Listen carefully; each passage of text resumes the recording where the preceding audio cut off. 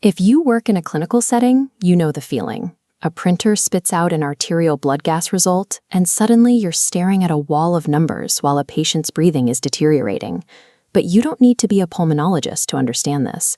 We are going to look at a method that lets you identify the primary cause of an acid-base imbalance in under 30 seconds. Grab a pen and a piece of paper so you can follow along.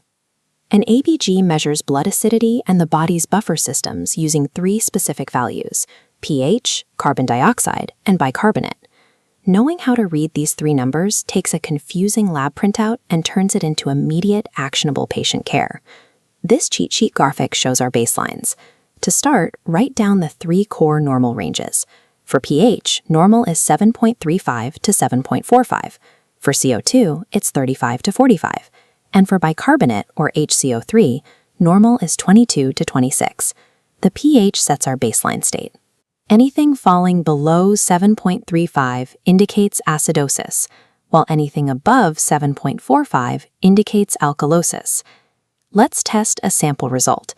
We have a pH of 7.25, a CO2 of 55, and a bicarbonate of 30.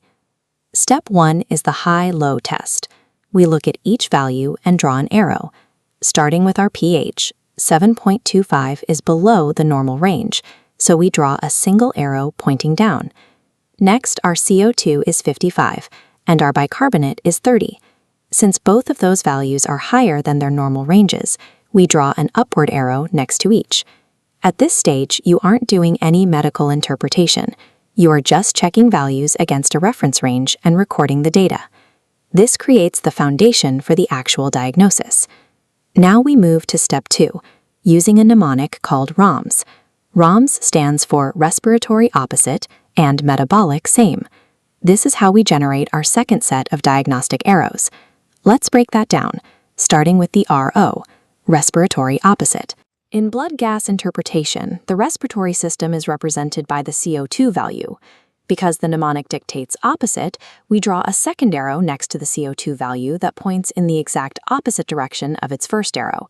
Our first CO2 arrow points up, so our second arrow points down.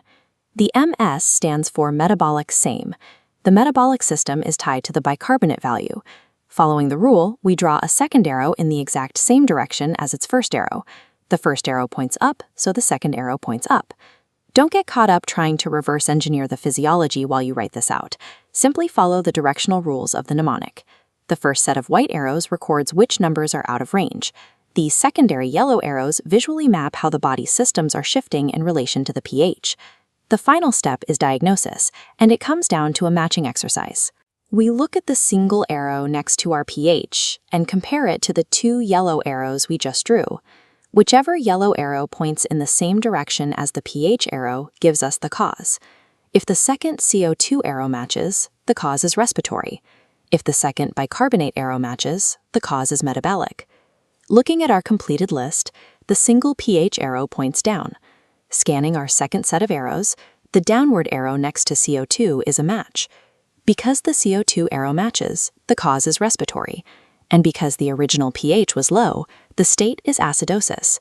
Put them together, and the patient has respiratory acidosis. This matching process provides a reliable framework for identifying the primary driver of the imbalance, turning a complex set of chemical relationships into a clear visual pattern. There is one clinical curveball. Sometimes a patient's pH falls within the normal range, but their CO2 and bicarbonate levels are both abnormal. To handle this, we use the compensation approximation. We find the absolute middle of the normal pH range, which is 7.40. If the pH falls between 7.35 and 7.39, it leans toward acidosis, so we assign it a downward arrow. If the pH falls between 7.41 and 7.45, it leans toward alkalosis and receives an upward arrow. If you see the pH in range, but both the CO2 and bicarbonate are abnormal, it means the secondary system has moved out of its own normal range to pull the pH back toward 7.40. In these cases, we add the word compensated to our result. This shows that even though there's an underlying issue, the body's buffer systems are currently succeeding in keeping the blood's acidity levels within safe limits. You now have a system to identify a patient's acid-base disturbance with just a few pen strokes. Let's test it. Here is a new set of numbers. The pH is 7.50, the CO2 is 50, and the bicarbonate is 35. Take a few seconds to run the test. Starting with the initial test, all three numbers are high, giving us 3 white arrows pointing up. Applying the ROMS mnemonic, the second CO2 arrow points opposite, down. The second bicarbonate arrow stays the same, pointing up. Finally, we compare the yellow arrows to our upward pH arrow. The bicarbonate arrow is a match. The system is metabolic. The state is alkalosis, giving us a final diagnosis of metabolic alkalosis. Go ahead and screenshot the ROMS rules on screen to keep as a clinical pocket guide. And if you want more practical medical tips to use before your next shift, hit subscribe.